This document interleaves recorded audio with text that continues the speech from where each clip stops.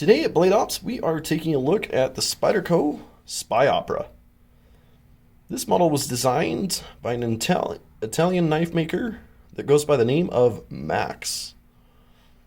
It's also made in collaboration with lionSTEEL, straight from Italy. As you can see there on the blade stamp. Features a 2.9-inch satin blade that's made with that incredible, reliable Bohler M390 steel. It's about 6.9 inches overall, weighing at a nice 2.7 ounces for perfect EDC. Nice and smooth Micarta scales as well on both sides, with just kind of a standard deep carry wire clip. This one also has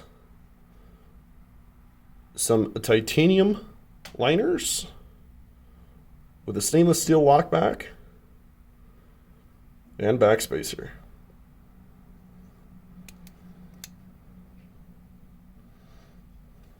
This one's got a nice kind of rounded top on there without those sharp edges. Full flat grind, so it's perfect for any type of slicing.